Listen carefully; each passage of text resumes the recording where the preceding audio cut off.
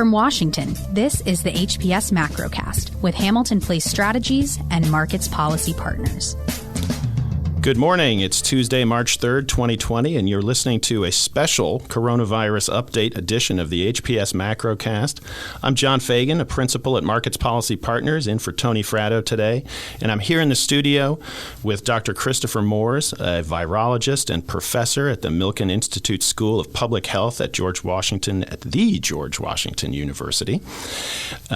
Chris has been kind enough to join us a couple of weeks ago, and he's back here for this update. Just by way of brief background, Dr. Moores has been a professor at the University of Florida and Louisiana State University before his current position at the George Washington University. He has also worked in the emerging infectious department of the U.S. Naval Research Lab, Unit Number 6 in Peru. You were the director thereof, and a variety of other positions.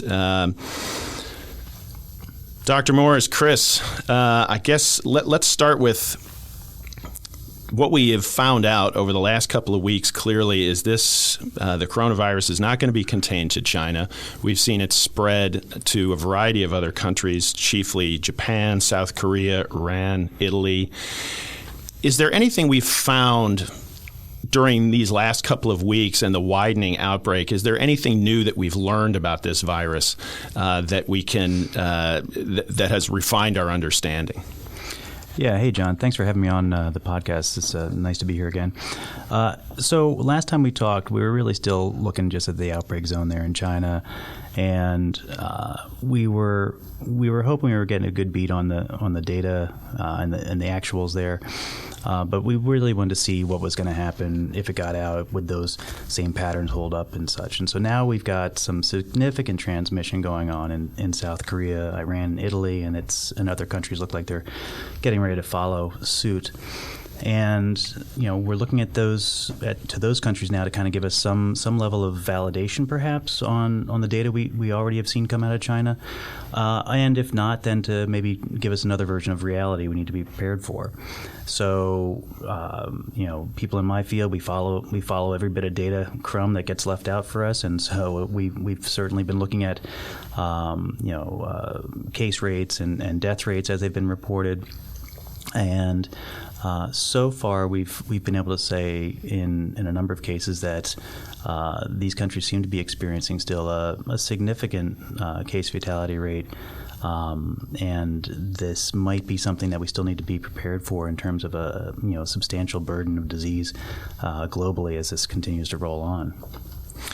And you mentioned the transmission rates. Obviously, we talked in your previous edition of our discussion about the difficulty of containment when you have potentially a lengthy asymptomatic gestation period of the virus when the patient is actually contagious. Is that something that is that a main complicating aspect of controlling this, or is it something else? No, that's spot on. So the issue of whether or not this is containable really does have to do with our ability to identify cases before transmission events happen. And so if people that aren't showing symptoms yet are able to transmit this to others, that makes containment really very difficult. And we have to cast a wider diagnostic net to try and catch all of those people that might be involved in transmission chains long before they show up with symptoms. And so when we look at obviously looking at the initial outbreak data in China, there were issues potentially about the Chinese data and some questions about that. Can you roughly say that the data that you're seeing from Japan, Italy, and South Korea roughly matches what we saw in China, or are there some key differences? Well, I think right now the bellwether I'm looking at is South Korea. So they have rolled out a substantial public health response, and with lofty goals in terms of diagnosing hundreds of thousands of people there in that country. And so that's some very strong data looking at transmission rates and morbidity and mortality rates there. That that is sort of giving us a different picture. Maybe it's going to be a little bit lower case fatality rate than the 2% we've seen in many other countries. And I think we certainly need to hold out hope that will be closer to the truth. With a broad diagnostic net like they're doing, we're able to see the milder cases, right? So we're not just waiting for people to show up to the hospital saying, like, I really feel sick and maybe it's COVID-19. They're getting, in South Korea, they've got drive-through diagnostics. You don't even get out of your car. They do a test on you. Even if you feel just a little, like maybe I was exposed, I went to dinner last night, someone was sneezing, they can go and get tested anytime they want.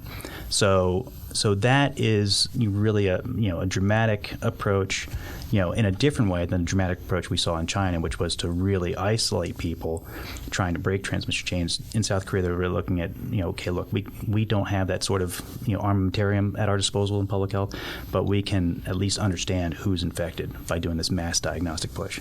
And how accurate are the diagnostics? We've heard and read stories that the testing is a little bit spotty potentially. Is that, if you have the right kit, if you have the right procedures, is it diagnostically accurate?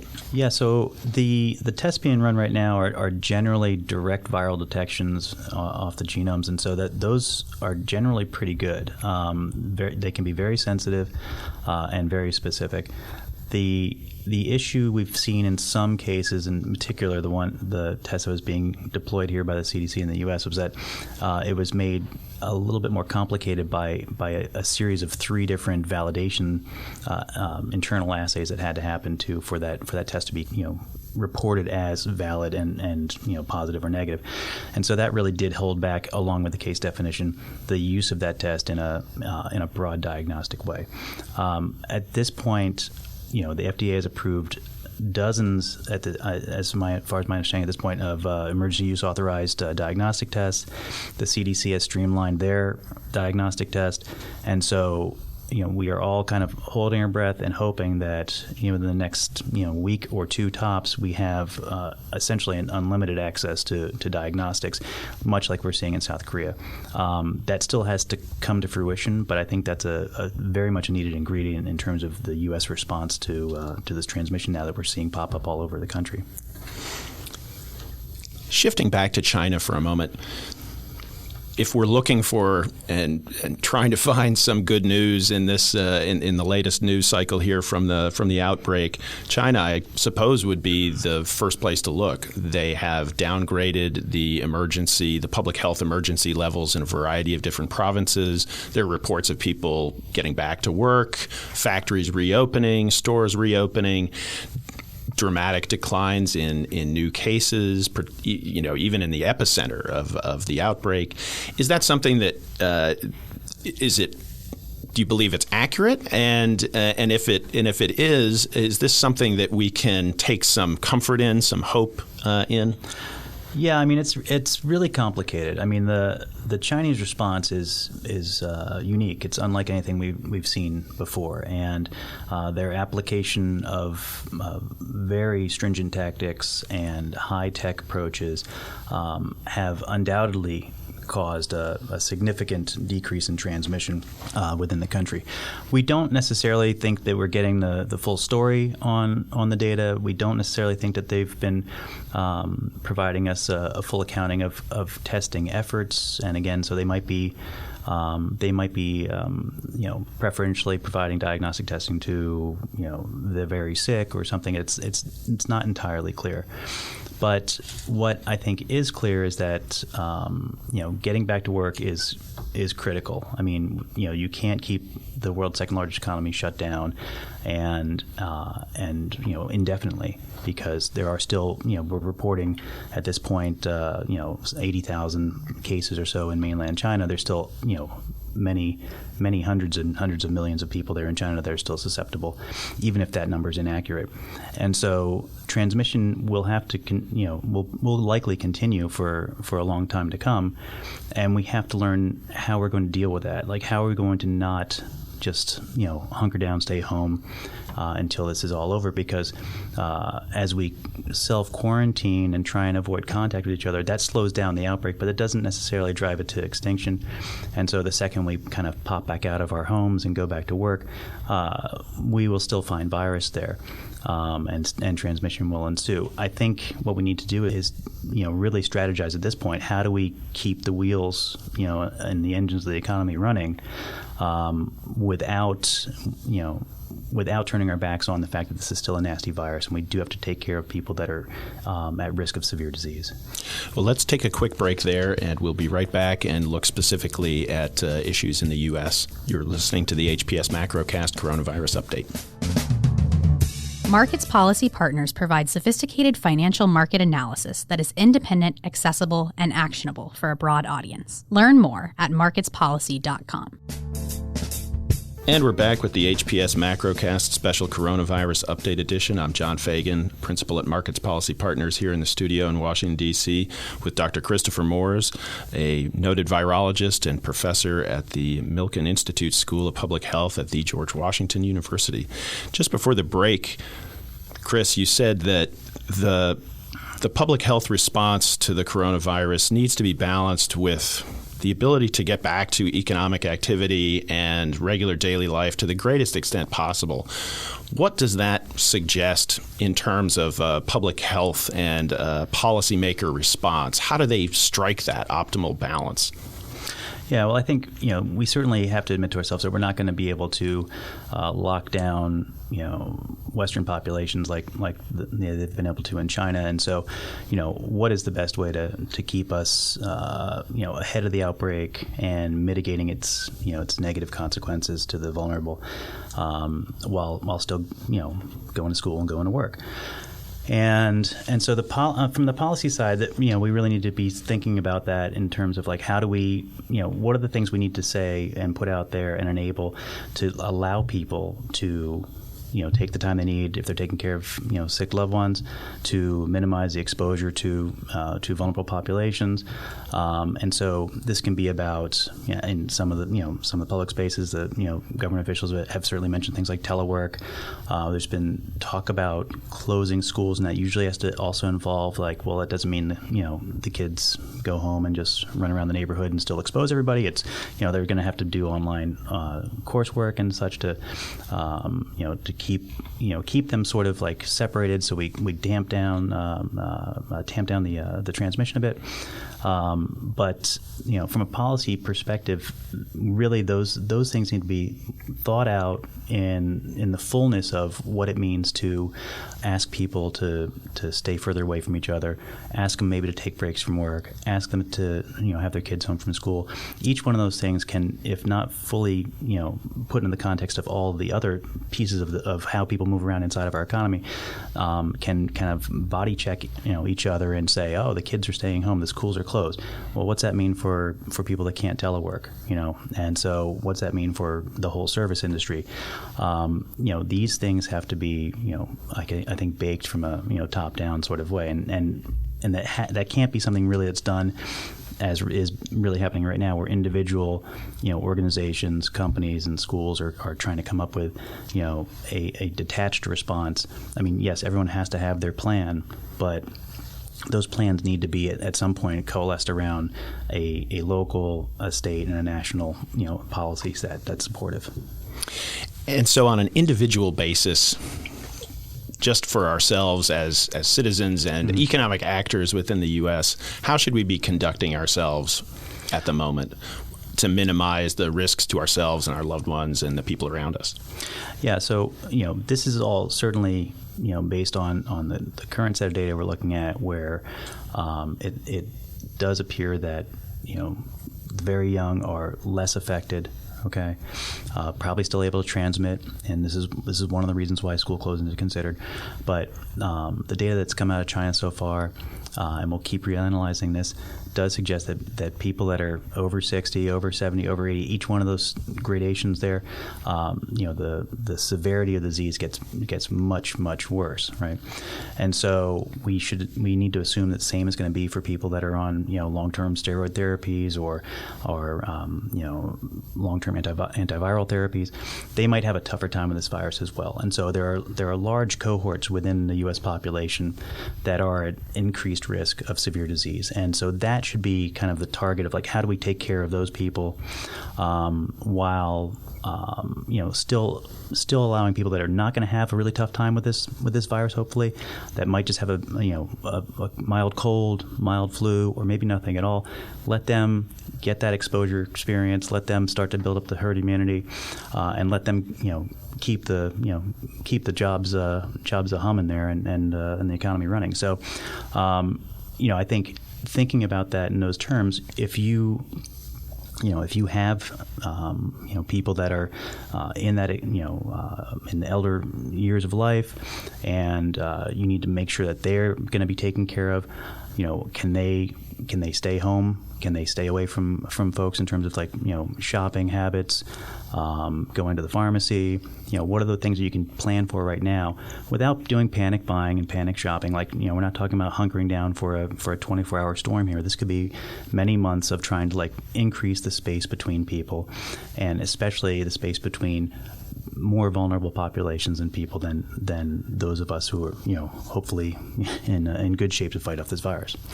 And one of the things that we've seen, officials have referenced it, and clearly this is on the minds of investors as well when we see drug companies that are talking about trialing their treatments and vaccines.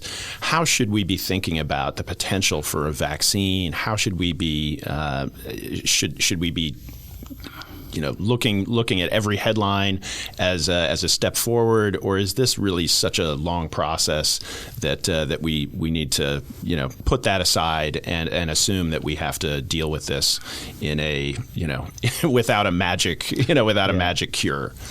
Yeah, I think absolutely we need to move forward with the tools we have right now, and those are like I was just talking about. It's kind of social distancing, and how do we support people that need to really isolate themselves more than others because of their vulnerabilities.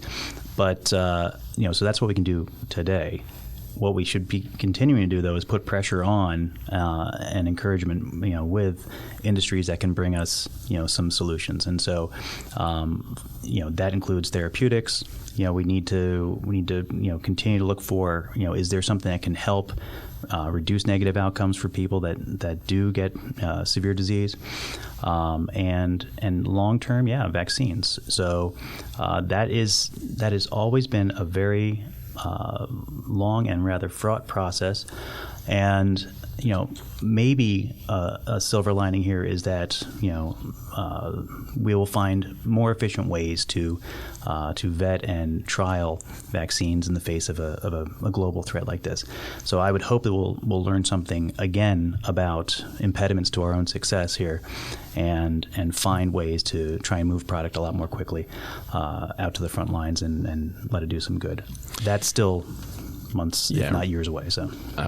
Remains to be seen, obviously. Yes. And so speaking of the months and years ahead, we've read reports that this has the potential to be a recurring seasonal outbreak. What's in your mind the most likely future trajectory of this virus?